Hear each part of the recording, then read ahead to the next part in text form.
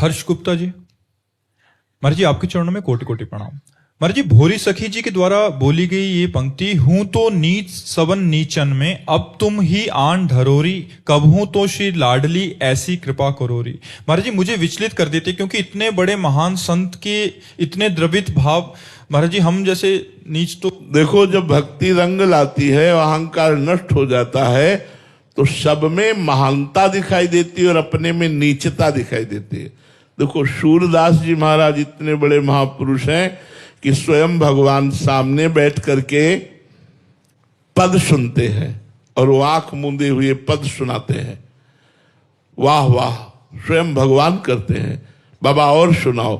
फिर उनकी लीला के रस भरे पद सुनाते हैं। वह सूरदास जी महाराज कह रहे, मौसम कौन कुटिल खल कामी, जिन मुख को तन दियो ताको न भजन कियो, ऐसो नमक हरामी। मौसम कौन कुटिल खल कामी। जो महापुरुष जन हैं उनमें ऐसी दैन्यता जागृत हो जाती है कि वो अपने को सबसे अधम नीच मानते हैं और सब में भगवान का स्वरूप मानते हैं। ये भक्ति का रंग है ही ऐसा। अगर अपने में गुण हो और दूसरे में दोष दर्शन, तो वो संसारी पुरुष है, वो भक्त नहीं।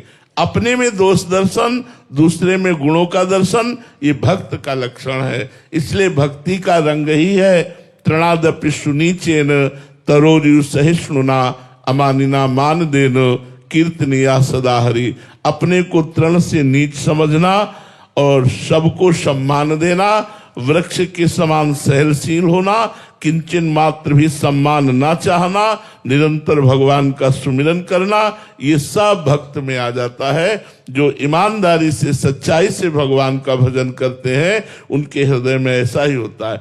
सोचो, दंडकारण्य के समस्त ब्रह्म ऋषियों का त्याग करके भगवान सबरी माता के पास जाते हैं। इतनी तो महान भाव वाली है। भगवान उनके द्वारा चखे हुए बेरों को स्वयं पाते हैं।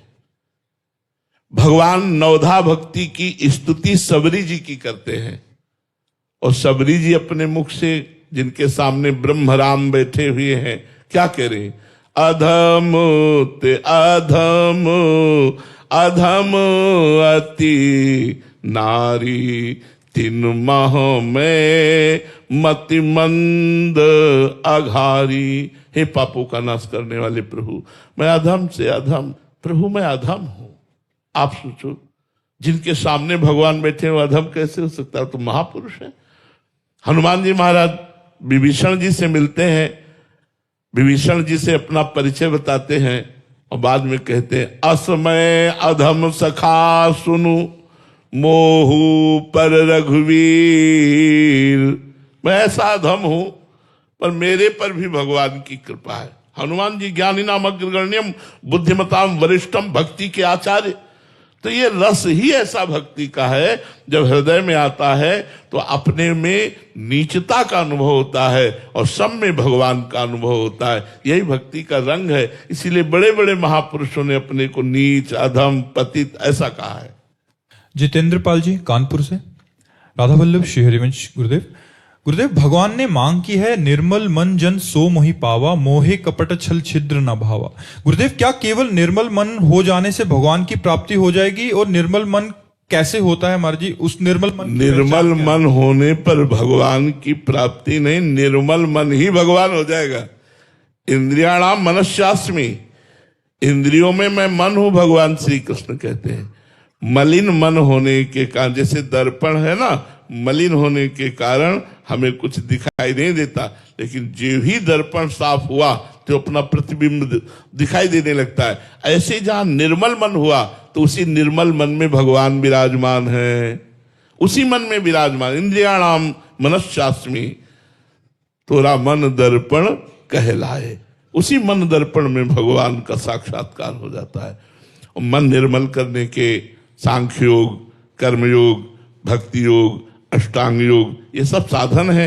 ऋषि मुनियों से, साधु महात्माओं से मिलो, उनकी शरण में जाओ, उनके बताए हुए साधन को करो, आपका मन धीरे धीरे निर्मल होने लगेगा। हमारा मन निर्मल हो रहा है महाराज जी, इसकी कोई पहचान है? हाँ, विषय प्रियता खत्म होने लगेगी। जानस तब जीव जग जागा, जब सब विषय विलास विरागा।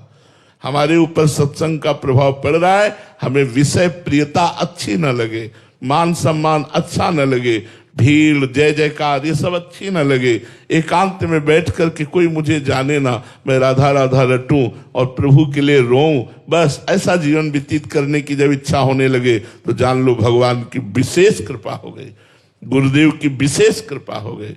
आश्चर्य, जिन भोगों के लिए लोग परेशान हैं उन भोगों की कभी ना भोगने की कसम खा रहे हैं जिनके पास भोगों की बाहुल्यता है। क्या है ये? साधु समागम का फल है, ये भगवान की अहत की कृपा है। जानसु तवहि जीव जग जागा, जब सब विषय विलास विरागा। भोग अच्छे ना लगे, उनके पास वो सब है जो कर सकते हैं और वो नहीं कर रहे हैं, उनका मन भाग रहा है एकांत की तरफ। ये है संत कृपा, ये है गुरु कृपा, ये है अध्यात्म का रंग जो सब जगह से हटा देता है। जी।